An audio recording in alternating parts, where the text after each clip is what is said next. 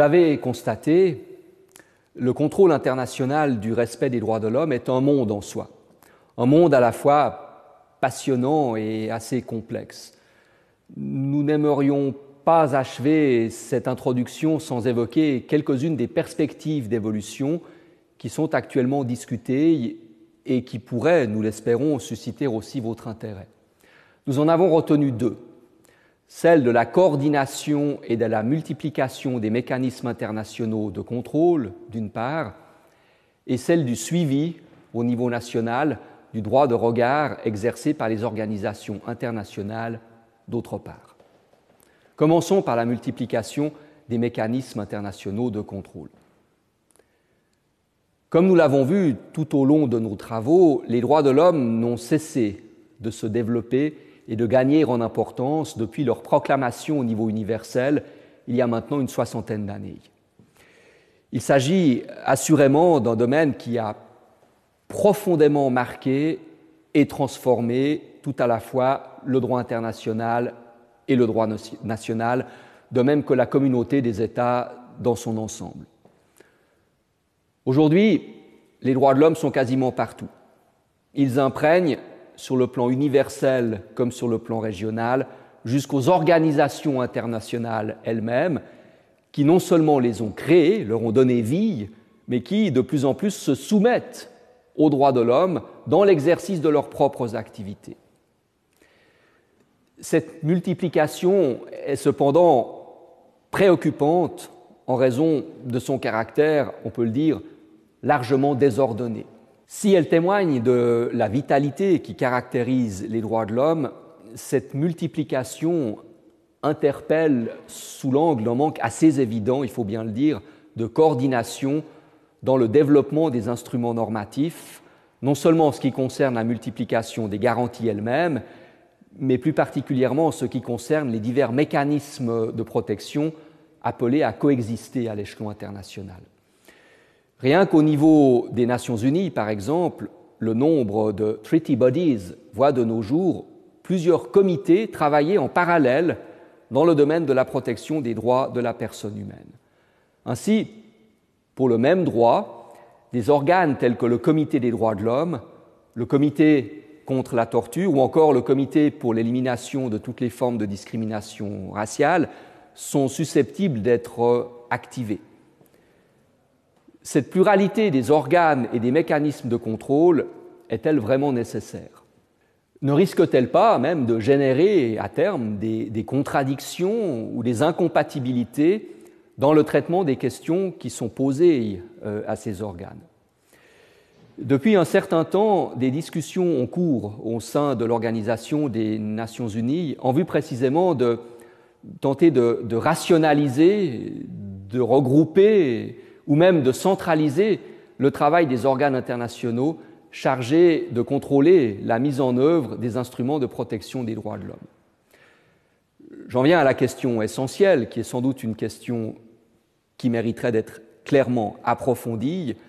À terme, est-ce que la création d'une Cour universelle des droits de l'homme n'est pas une perspective séduisante?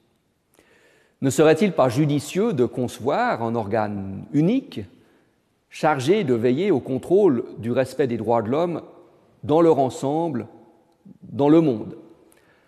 Cette perspective présente à la fois des avantages et des inconvénients, j'en suis conscient. Elle interpelle toutefois avec pertinence sur les problèmes qui sont générés par l'existence d'une pluralité de droits, d'une pluralité d'acteurs institutionnels et tous les risques de confusion ou de contradiction qui sont susceptibles de découler de cette situation.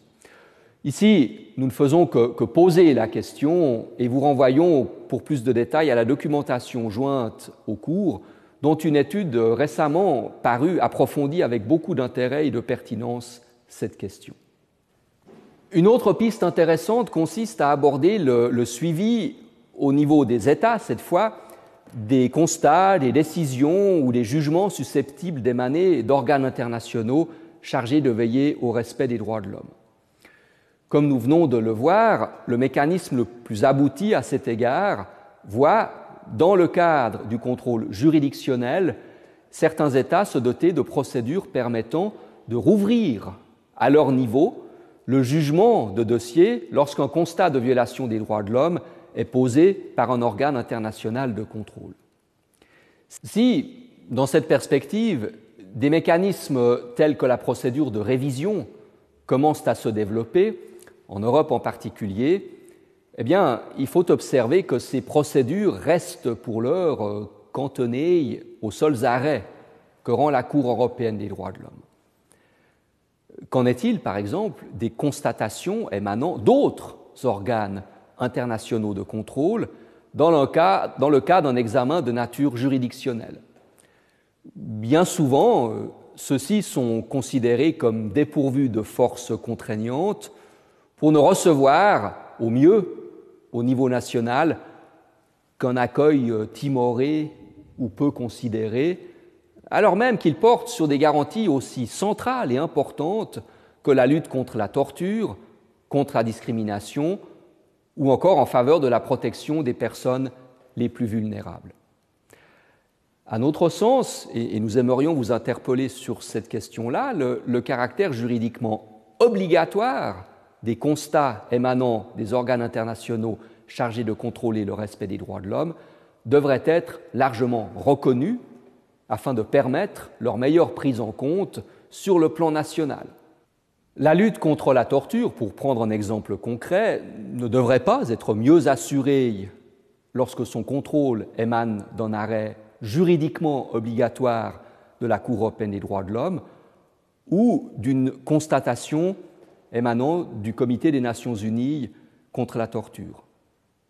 Rien ne justifie que, dans un cas, la décision européenne lie juridiquement l'État et que tel ne soit pas le cas, au contraire, lorsqu'un constat identique émane d'un organe de protection des droits de l'homme comme le Comité des Nations unies contre la torture.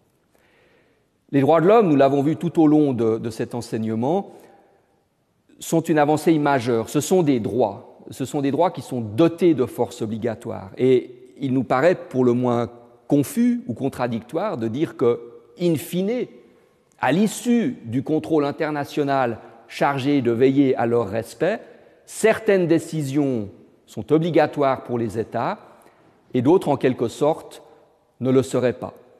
Il y a là une situation incohérente et insatisfaisante qui mériterait d'être clarifiée et d'être améliorée pour précisément conférer jusqu'au bout un caractère juridiquement obligatoire aux droits de la personne humaine.